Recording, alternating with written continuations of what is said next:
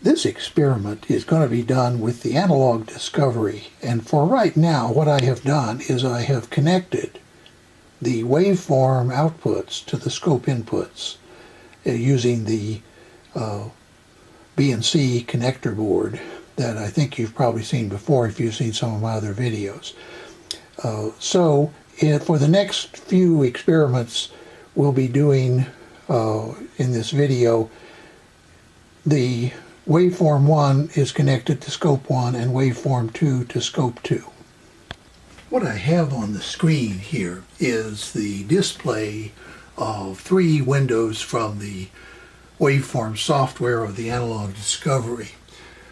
This window up in the corner here is this window is the oscilloscope window. This is the spectrum analyzer window, and over here is the waveform generator. Right now I have channel 1 running at 100 kilohertz, and over here you see the scope trace. I'm going to turn on channel 2 at 200 kilohertz, and you see the waveform there. Now what I'm going to do is I'm going to go down and turn on the spectrum analyzer. And if you've seen my previous video on the new waveforms software, the spectrum analyzer and the scope cannot run at the same time. So when I click on run, what will happen is the scope trace will freeze and the spectrum analyzer trace will become active. And there you see it. This is the 100 kilohertz, this is the 200 kilohertz. Now what I'm going to do is change the 100 kilohertz signal to a square wave. And there you see that it shows up in the spectrum, but not in the scope, because of course we were running the spectrum when we made the change.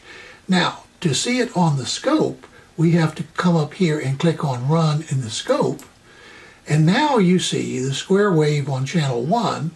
The sine wave of course is still on channel 2, but notice that the spectrum has frozen. So I point these things out to you because in what I'm going to be doing going forward, I'm going to have to switch back and forth between the two, and I find it more convenient to have them on the screen at the same time rather than to use the tabbed form. So let me show you how you get this kind of a setup in case you prefer it, but of course if you want the tabbed form you can stick with that. In order to set up the new waveform software, that is the 2015 edition or 2016, I'm not really sure which one I have, but at any rate it's the latest one. It's a little different from the original, and one of the things that you'll have to do is, if you want to have separate windows displayed all at the same time, as the old system used to do, you have to go into Settings, and then Options, and then over here where it says Instrument Windows, you have to click. It normally is in tabs form, and that means that you can have one window at a time and you kind of tab across. It's kind of like the way that Internet Explorer or Chrome or something will work, where you have multiple windows open, but only one is being displayed, only one tab at a time. For the experiments that I'm going to be showing, where I want to switch back and forth between the scope and the spectrum analyzer, I have found it more convenient to go back to the old system, which is called separate. And what that does is, when you open a scope, for example, you get a scope waveform. Then let's suppose you open the wave generator, and I'll have to go get it from this other screen and bring it down. Now you see you have a separate wave gen, and you still have the scope. So what I have found useful is is to use the separate windows, and that's what I'm using in this particular video. But if you prefer the tab form, you can just leave windows or waveforms the way it comes. It automatically starts out in the tabs format. Now on the screen is the waveform generator. I'm generating an FM signal with 10 kilohertz of modulation at a 50 kilohertz carrier. I don't know if you can read this or not. The carrier is shown in green, the output in yellow, and the FM, that is the modulating signal, is shown in blue. So right now I only have 1% modulation. So I'm going to go up to 10%. And you see what is happening here. This is basically the carrier shift, is this distance here. It's how much it's shifted. The carrier is shifted from the output. And of course the modulating signal remains the same, but you will see that there is a lot of deviation here and very little deviation here. The display at the top is the oscilloscope carrier, or it's the carrier being modulated. You notice that there's what appears to be a little bit of jitter. That's actually FM modulation. Now we will go to 10%, and you see there's quite a bit more, and we will go to 20%, and you see still more. So now let's go back to 1%, and then let's turn on the spectrum analyzer, which is at the bottom. Now you notice, as we pointed out in the introduction, the oscilloscope freezes because now all of the hardware is being used for the spectrum analyzer. And you notice that we have a 50 kilohertz signal. We have a sideband at 40 kilohertz and at 60 kilohertz, which is our 10 kilohertz modulation. Now and then remember this is at 1%. So now let's go to 10%. You may notice that what happened is some of the energy from these three, the carrier and the two sidebands, is now being spent generating two additional sidebands at 20 kilohertz separation. Now understand, this is still 10 kilohertz is the modulating frequency, but we are getting in essence a second harmonic or a sideband at twice the modulating frequency with 10% modulation index. Now we're going to go to 20%, and you'll see again what is happening. You generate a still further spike at that point. Now the purpose of this, you can do this experiment yourself on an analog discovery by simply looping back the waveform generator back to the scope input. But the purpose of this is not specifically to show you how to do these sorts of things on the analog discovery, but rather as an introduction to voltage controlled oscillators, which is what we're going to be doing in the next segment. Here is a module that I constructed as a prototype. It consists of 3 MiniCircuits VCOs. You see them at the top. They are wired to circuitry below, which I'll show you a schematic in a minute. So let me show you the schematic of this circuitry and what it's intended to do. On the left, you see a layout of the VCO module. There's a couple of power supply connections in the back that we won't talk about. These are the 3 VCOs.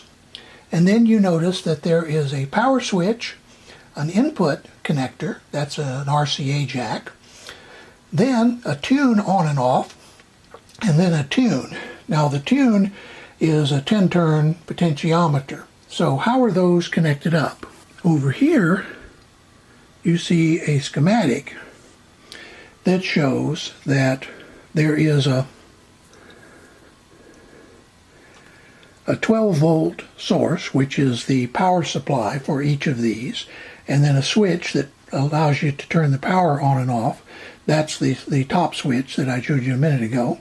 Then there is an input that allows you to input an AC signal. It's AC coupled into the tune voltage. Let me show you the unit again and get some idea of what we're talking about. So if you take this one, for example, this is the tune voltage. It can be set anywhere from 0 to the maximum value. That is the value set by the Zener. Then there is a switch that allows you to turn the tune voltage on or off, which is here. The reason you want to do that is if you're using this to, for example, as part of a phase-locked loop, you want to be able to DC control this, and so you do not want the interference from this tune voltage. Instead, you want to apply your tune voltage at this jack. And of course there's a ground terminal as well. So if, for example, if you turn this off, then the voltage applied between this jack and ground is what's controlling the oscillator. Then you also can apply a signal to this RCA jack, and I have an adapter that allows me to also hook up B and C connectors and also a 50 ohm terminator in case that's what I want. Then I'll remove this for a second so you can see behind it. This is the power switch. So basically, to power up this VCO, you need to turn the power switch on. Then you have the option of either applying your tune voltage here or from this 10-turn pot. If you're using the 10-turn pot, you turn this on. Then, if you also want to apply a modulating source, you can apply it at this point. So what I have is I've connected the output of the 100 to 200 megahertz to my spectrum analyzer. I have the power turned on, and I have the VCO voltage turned on with the VCO voltage set to a maximum of 16.6 volts. Now, what I'm going to do is adjust the tune voltage with this 10-turn pot. In other words, we're going from very near the lowest tune voltage, and as you see, the frequency rises. By the way, it's 100 megahertz on the left, 200 megahertz on the right, and you see with it at its maximum of 16.6 volts, the frequency is just under 200 megahertz. So now let's see what happens when we apply a signal to the input of the VCO. That is a varying signal in addition to the tune voltage. And for that purpose, I'm going to come down to the midpoint, that is about 150 megahertz. And then we will apply a signal and see what we get. Now I have connected the analog discovery using this cable to the input of this VCO. I've terminated in at 50 ohms, and the analog discovery is right now set to a frequency of 10 kilohertz and an amplitude of 1 volt. So what I want to do now is show you the spectrum when I turn on that signal. That is the analog discovery waveform generator, which currently is turned off. So now we're going to apply a 1 volt 10 kilohertz signal from the analog discovery now. And you'll notice that the characteristic FM spectrum is shown with basically deviation of 10 kilohertz from the center frequency in both directions. Now let's change the type of signal from a sine wave to a square wave, and notice that the spectrum becomes considerably deeper in the center. In other words, there is much more power being put in the sidebands now and very little in the carrier. You'd expect this because a square wave, remember, remains at its high level until it switches, at which time it goes to its low level and remains there until it switches again. So it spends almost all of its time at either the low frequency level or the high frequency level. Now let me set up a slightly different demonstration, and we'll conclude this tutorial on using VCOs. This is the same signal, but with the span reduced to a total of 10 megahertz, in other words, plus and minus 5 megahertz. You see all of the components, and if you are familiar with FM theory, you know that these are represented by Bessel functions. And this is with a 1 volt modulating amplitude. Now I'm going to reduce the amplitude to 100 millivolts. And you notice what happens to the spectrum. Now we're going to change the span to 2 megahertz. And you'll see, once again, the characteristics. Let me now, this is with a sine wave. Let me now go to a square wave, and you will notice the change in the characteristics once again because it spends most of its time at either the low frequency or high frequency point. In other words, with a square wave input, this is essentially frequency shift keying. It spends almost all of its time here and then almost all of its time there, alternately. So I hope this shows you how you can use a voltage controlled oscillator to generate an FM signal, and further how you can use the analog discovery to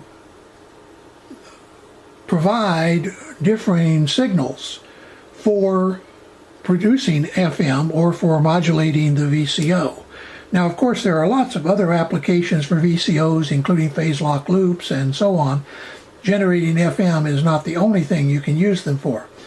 But nonetheless, I hope you've learned a little bit about connecting and using a MiniCircuits VCO, as well as using the analog discovery either to generate its own modulated waveforms or, as shown here, to modulate the VCO of the MiniCircuits VCO.